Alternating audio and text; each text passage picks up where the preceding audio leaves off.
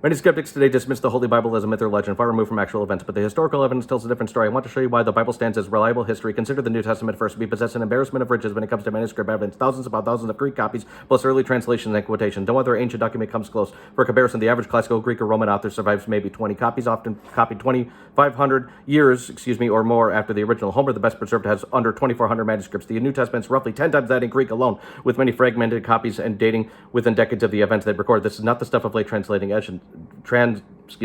developing legends. These accounts of Jesus' life, death, and resurrection were copied and spread rapidly across the Roman Empire while eyewitnesses were still alive. Yes, there are textual differences between manuscripts. Skeptics highlight this, but the vast majority are minor spelling differences, word order, or obvious slips of the pen by scribes. Over 70% are simple spelling variations. No essential Christian doctrine rests on disputed reading. Through careful comparison of all these copies, we can reconstruct the original wording of the extraordinary confidence that we have, far greater than any other work of ancient history. Even beyond the manuscripts, the early church fathers quoted the New Testament so extensively that we could reconstruct nearly the entire text from their writings alone. Multiple independent streams of copying preserve the message with remarkable fidelity. The textual reliability is crucial because the New Testament claims to record and report real events of real time and place under Pontius Pilate in Judea, the named individuals, and with verifiable geography. The same scholarly methods that confirm ancient histories confirm that what we read today is in all essentials what the apostles and their associates wrote in the first century. The Bible does not ask us to check our minds at the door. It submits itself to historical investigation. The evidence from the manuscripts invites us to examine its claims seriously as trustworthy testimony to real events in human history, far beyond being detached mythology. The scriptures are rooted in time and space, preserved through the centuries so that we today can read and encounter the same good news that was transformed in the ancient world. One of the most powerful challenges to view from that is a man who set out to disprove it, Sir William Ramsay, one of the greatest archaeologists in the late 19th and early 20th centuries. When initially a skeptic, trained in the critical scholarship of his day, he believed that the Book of Acts was a late, unreliable 2nd century document full of mistakes. He traveled to Asia Minor, determined to demonstrate Luke's inaccuracies using the spade of archaeology. What happened instead changed everything. As Ramsay excavated and studied the geography, topography, and political structure of the Roman Empire in the first century, he encountered the fact that after fact, and going again and again, etc., confirming Luke's account. Luke showed precise knowledge of local customs, correct titles for officials, travel routes, and city boundaries that only someone living in that time and place would know about. For example, Luke called the officials in Thessalonica politarchs, a term unknown in other ancient literature at the time. Ramsay discovered inscriptions proving that this was the exact title used there. He found confirmation at the proconsul of Cyprus, the Asiarchs of Ephesus, and the shifting regional boundaries such as Iconium being in Phrygia. During the relevant period, time and region, details that critics called errors were vindicated by the ground itself. After decades of careful investigation, Ramsay completely reversed his position. He declared, quote, Luke is a historian of the first rank. Not merely are his statements of fact trustworthy, he is possessed of the true historic sense. In short, this author should be placed among the very greatest of historians, unquote. Ramsay concluded that the Book of Acts is unsurpassed in its trustworthiness as a historical document because Luke proved so reliable in the parts that we contest, geography, politics, and culture. We have strong reason to trust his record of events he describes, including the life, death, and resurrection of Jesus in the gospel that bears his name. This is not blind faith. This is evidence-based confidence. Archaeology did not prove every miracle, but it did prove that the Bible is rooted in real time, real places, and real people, not myths or pious fiction. The Holy Bible presents itself as history. Scholars like Sir William Ramsay, who examined it rigorously and without initial bias in its favor, found it stands the test. The evidence invites us to take its claims seriously as trustworthy testimony to what God has done in human history. In 1947, a shepherd boy made one of the most greatest archaeological discoveries of all time in the caves near the Dead Sea at Qumran. What he found was silenced many critics and powerfully confirmed that the Holy Bible is rooted in real history. The Dead Sea Scrolls include nearly the entire Old Testament, with manuscripts dating from about 250 BC to 68 AD, over 1,000 years older than previously oldest known Hebrew Bibles. For the first time, we could compare the scriptures that we read today to the copies at the time of Jesus, and even earlier than that.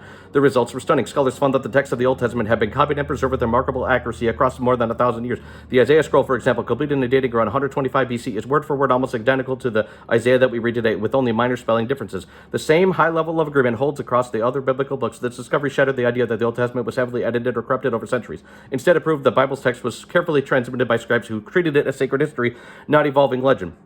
The scrolls contain copies from just before and during the time of Jesus, as I said previously, showing that the scriptures he quoted were substantially the same as ours. The Dead Sea Scrolls do not merely confirm textual accuracy, they anchor the Bible in real history. They connect us directly to the world of ancient Israel, the prophets and the exile, and the sacred teachings recorded in the Old Testament from the time that they were written. Far from being myths, The scriptures we're told today are the same scriptures known to Jesus and the apostles. The Dead Sea Scrolls stand as powerful physical evidence that the Holy Bible is not religious fiction, but trustworthy testimony in God's actions in real time, real places, and with real people. This discovery invites every honest seeker to be open with the Bible with fresh confidence. What it records really did happen. Dr. John Bergsma, a renowned Old Testament scholar, professor at Franciscan University, and expert of the Dead Sea Scrolls, has carefully examined the historical reliability of the scripture. In his work, including the talk, But Did It Really Happen?, Bergsma demonstrates that the Bible's accounts are supported by strong manuscript evidence, early dating, and consistent historical context. He shows that both the Old and New Testament support real events with historians' attention to detail, not pious fiction written centuries later. The Dead Sea Scrolls, which Bergsma has studied extensively, confirm that the Old Testament text was carefully preserved and matches what we read today, pushing reliable transmission back hundreds of years before Christ. Complementing his scholarly work is the powerful field evidence presented by Joel Kramer of the Expedition Bible. As a biblical archaeologist, Kramer has traveled extensively across the lands of the Bible, filming and excavating at key sites. With his book, Where Did God Came Down? The Archaeological Evidence, he examines multiple locations and shows how the archaeological record repeatedly aligns with the biblical text. Kramer highlights sites tied to the Exodus and conquest, the kingdom of Israel and Judah. The New Testament evidence, layer by layer, the pottery, inscriptions, city destructions, settlements, and patterns match the biblical Bible's timeline and descriptions. Details once dismissed by critics, such as specific place names, political structures, or dramatic events like the fall of Jericho, are increasingly supported by discoveries. Archaeology does not prove miracles, again, as I stated before, but it confirms that the Bible speaks accurately about real geography, kings, cultures, and historical settings. Together, Dr. John Bergsma's rigorous textual and historical analysis and Joel Kramer's archaeological fieldwork present a compelling case. The Holy Bible is not detached from mythology. It is anchored in real time and space, from the covenants to the kings of the Old Testament to the life, death, and resurrection of Jesus in the new scripture presents itself as trustworthy history. Hostile scholar who is against Christianity, Dr. Bart Ehrman, a leading critic of traditional Christianity and the author of books like Misquoting Jesus, writes in this book, Did Jesus Exist? Quote, the reality is, whatever else you may think about Jesus, he certainly did exist. That is what this book will set out to demonstrate. Jesus did exist, whether we like it or not. I think the evidence is just so overwhelming that Jesus existed that it is silly to talk about him not existing, unquote. As a historian, Ehrman affirms key evidence about Jesus drawn from early independent sources like the New Testament and beyond. Jesus was a Jewish man from Nazareth, a preacher and a teacher, and baptized by John the Baptist to gather disciples, and was crucified in Jerusalem under Pontius Pilate during the reign of Tiberius. These are not later inventions, but rooted in first century testimony. Even though Ehrman does not believe Jesus performed miracles or rose from the dead, he insists that the New Testament documents give us reliable access to basic historical outlines of Jesus' life. The Gospels and Paul's letters contain multiple independent sources that originate very close to the events, far too early for wholesale legend to have taken over. This is powerful testimony, even if a hostile scholar like Bart Ehrman concludes that Jesus of Nazareth was a real historical figure whose life is anchored in the pages of the Bible when the Holy Scriptures are not presenting fiction. They are presenting real history that invites us to examine what it means for our lives today. The Bible records real events about a real man who walked the roads of Galilee and died on the Roman cross, and that history has changed the world.